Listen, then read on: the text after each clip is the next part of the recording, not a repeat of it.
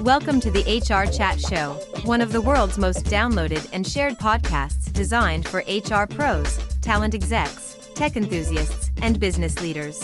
For hundreds more episodes and what's new in the world of work, subscribe to the show, follow us on social media, and visit hrgazette.com. Welcome to another episode of the HR Chat Show. Hello, listeners. This is your host today, Bill Bannum.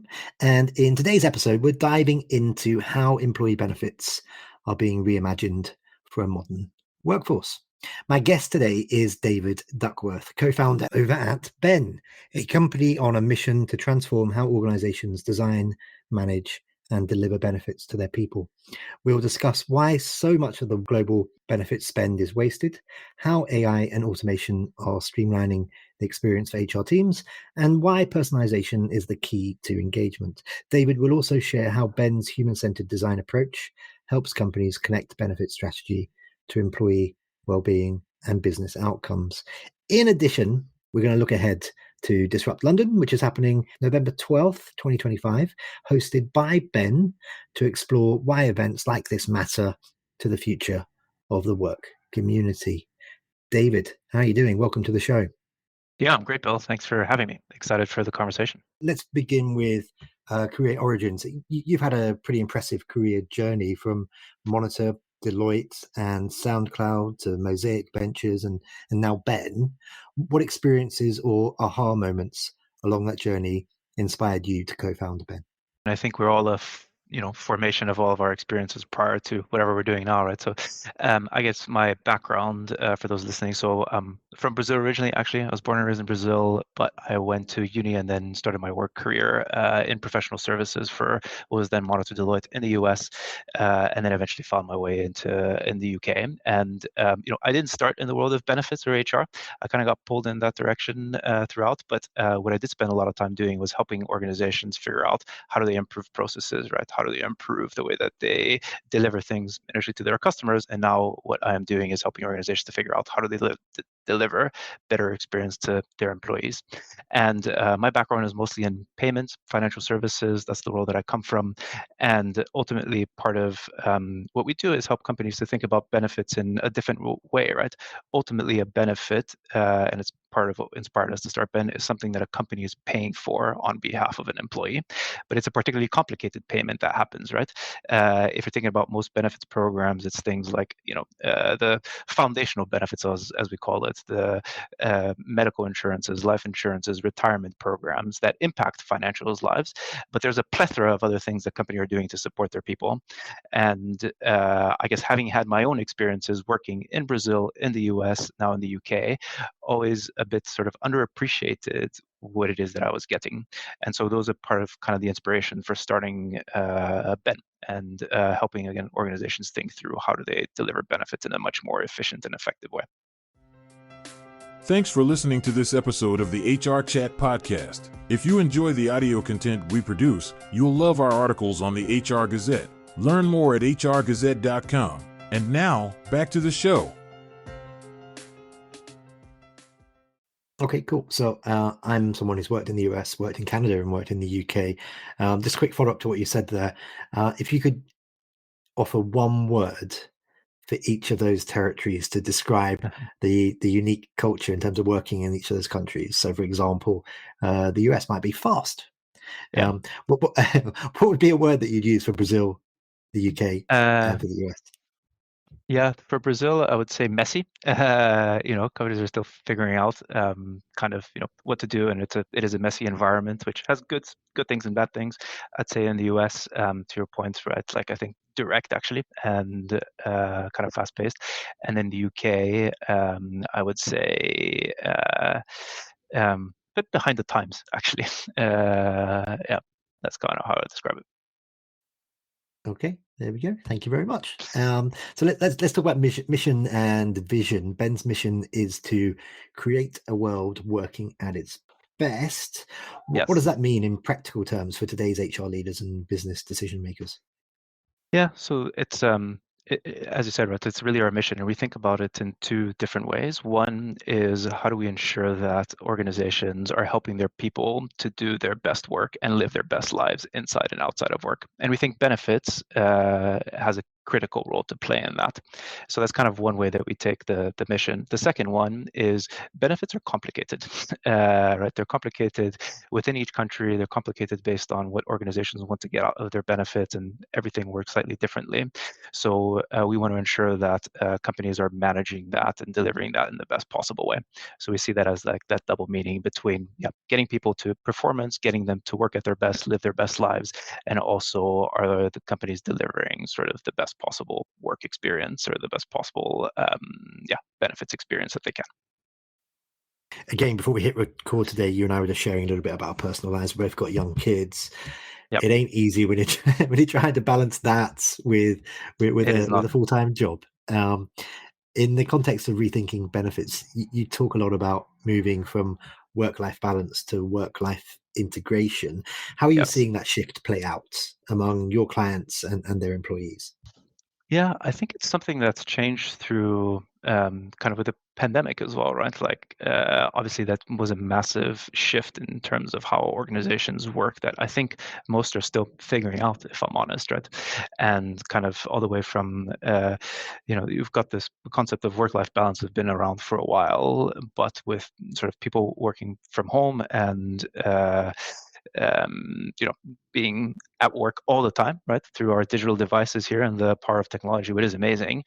But what is difficult or challenging sometimes is how do you move again from this concept of, helping employees, people manage work-life balance to a concept of more of like work-life integration, which is the realization that like, things will spill over, right? Like, and I think both people like employees as well as companies want that to a certain extent, in the way that I think one of the perks prior to pandemic or benefits that a lot of companies were leaning on or things like that when they wanted to is things like flexible working, right, and things like that, which overnight is something that every company had to adopt and shift to. And I think it's just kind of a reframing or realization that this barrier that sometimes got sort of positioned as a barrier between work and life doesn't really exist anymore, right? It's all intermingled. And yet, how do you help employees to sometimes put in the barriers when are necessary, and what are the support things that company put in place to enable people to live their best lives outside of work as well? Because when they're doing that, right, to your point earlier around things like childcare support or things like that, if you have that side of things figured out, the reality is that you're going to be better performing and you're going to do better at work when you have that personal side in shape, right? And so it's that realization that everything sort of needs to coalesce, and then how do companies support employees to get to where they want to get to, both personally and professionally. How does that play out in your office at Ben? Whether that's physically in your office or your remote environment.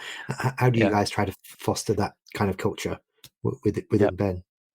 Yeah, it's a good question. So, I mean, so Ben, we're about 130 people at the time, right? So we're still a micro business to a certain extent. We're growing really fast though. And with that comes its own sort of challenges, right? In terms of what we try to do is really that understanding of how do we help employees or folks when they join to achieve their own personal and professional goals, right? And do we have the right support structure in place to help them to do that? And so I think going back into the world of benefits, for example, like I think a lot of companies or organizations treat benefits as a bit of it's a bit of a safety net. It's kind of just there in case, right, that the worst happens type of things. But the reality is that companies could be doing a lot to be more kind of proactive, right, around the approach of what is that they're offering. And so that's what we try to do for our team here. So helping them to be able to do their best work and again, to enable that type of thing, what is the right support structure that we put in place? And it all starts with obviously like good goal setting, good line management and things. It doesn't exist in a vacuum, but then what is the kind of benefits reward philosophy, everything working together to kind of enable that. So we spend a lot of time thinking about that. So in terms of examples or different things that we try to do, like we don't believe in things like unlimited holidays and things like that. That's not really a benefit for us. So like actually trying to encourage people to take the time out when they need to, because we know that they're going to be more productive when they do those types of things. We have that minimum base level of supports, things like, your private medical and financial well-being advice and things like that. Mental health is really important as well, kind of the support in place when people need it. But it's all about kind of orienting around what is the support that people need at that stage in their life to get to where they want to go. So yeah, we spend a lot of time thinking about that to create a work environment that's going to be conducive, in our case, to innovation, fast-paced, like create a challenging work environment, because those are the types of people that we want to attract. So it's a lot of time spent thinking about what's the goal, and then what is the support structure that we need to put in place around it to achieve that goal. Once in a while, an event series is born that shakes things up. It makes you think differently, and it leaves you inspired. That event is Disrupt HR.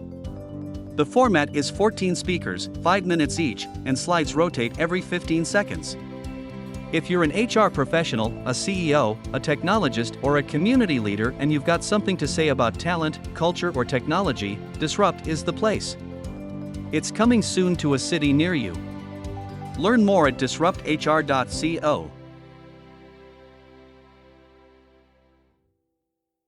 In terms of a company that tries to foster innovation, forward thinking, and so on and so forth, when you guys are out there hiring, looking for new folks to join Ben, are you more inclined to find someone or hire someone who's a bit quirky, maybe thinks outside the box, doesn't think like anybody else in the office at the moment, someone who's willing to challenge you personally as one of the key leaders at the organization?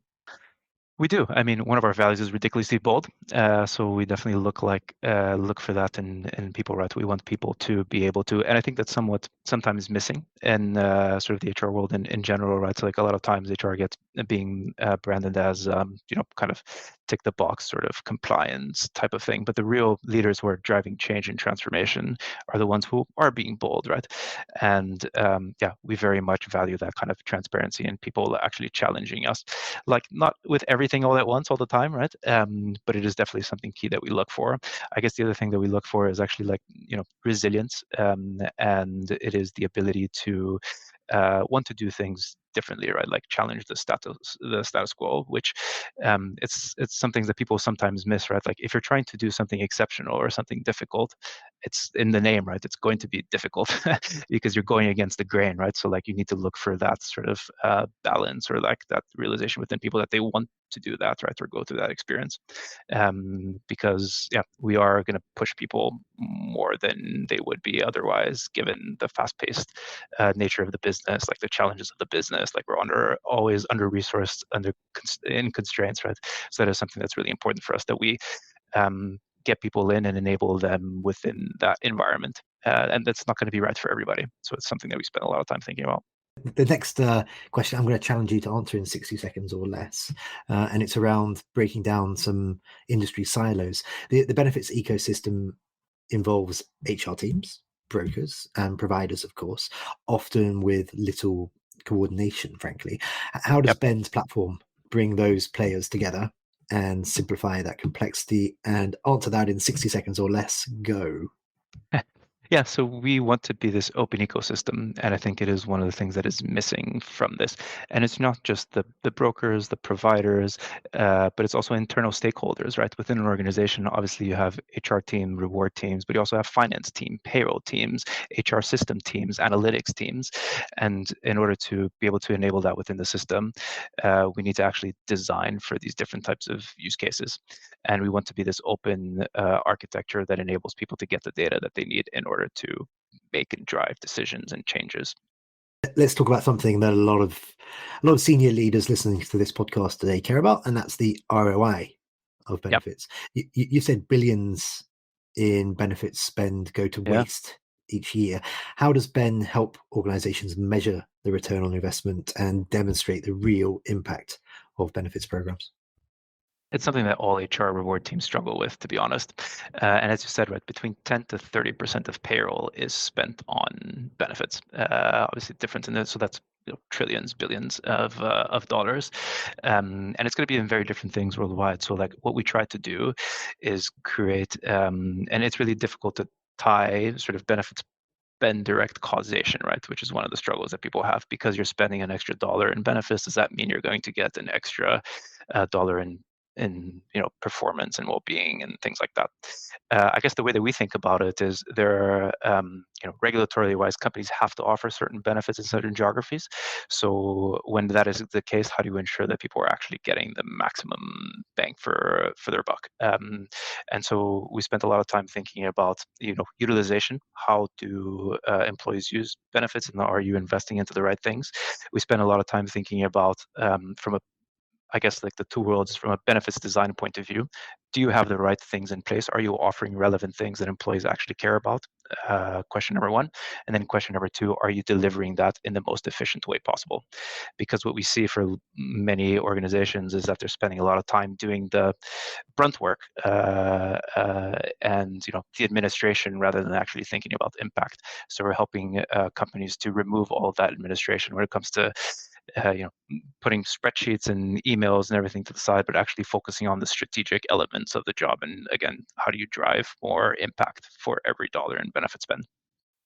Okay, awesome. As I mentioned in the intro, you guys have kindly stepped in, listeners, somewhat in the last minutes, actually, to help us bring the 25th edition of Disrupt London to our wonderful HR community. And it's November 12th. It's going to be at your office. It's an evening event starting around about 5 o'clock. Thank you again, David, for stepping in. Why did you guys decide to host us? What's the alignment with what you guys do? And also, you're going to be doing a talk, so I wonder if you can give us a little teaser in terms of what your 5-minute lightning talk will be about. Yeah, so I guess we're super excited to participate because, as we sort of pointed to earlier, is like we love the change makers, right? We like the people who are trying to do something differently and want to drive additional impact and not just check the box, which I think very much aligns with the Disrupt HR brand and community. So we're really excited to host people who are excited to have those types of conversations. And we have a great office. We've moved in here like 6 months or so ago, so we're excited to use the space as well and have the community join in the office. In terms of the talk and things that I'm doing, I think we'll be talking a little bit more about, you can't get away from it, but AI and AI and benefits and how that's changing benefits delivery. So we're really excited about that and looking forward to the conversation on the night. Perfect. And just finally for today, David, how can our listeners connect with you? Is that LinkedIn, Instagram, whatever you want to share there? And of course, how can folks learn more about Ben? Yeah, perfect. So yeah, for everybody listening, LinkedIn is probably the best place. So David Duckworth, just follow me on there. I do try to be a little bit active in sharing what we're doing here at Ben and what we're doing for our clients. So definitely do connect there. You can also just email me directly, david@thanksben.com. We'll try to be as responsive as I can. And to learn more about Ben, our website is probably the best place. So that's www.thanksben.com. Awesome. That was what you call a rapid fire interview, but I feel like lightning fast. Lightning fast ahead of your lightning talk, sir. That's right. David, that just leaves me to say for today, thank you very much. I'm looking forward to meeting you in person next week at Disrupt London. You guys are awesome. Thanks again for stepping in as our hosts. And I've enjoyed the conversation today. Thanks. Yeah, same here. Appreciate it, Bill. Thanks so much. And listeners, as always, until next time, happy working. Thanks for listening to the HR Chat Show. If you enjoyed this episode, why not subscribe and listen to some of the hundreds of episodes published by HR Gazette? And remember, for what's new in the world of work, subscribe to the show, follow us on social media, and visit hrgazette.com.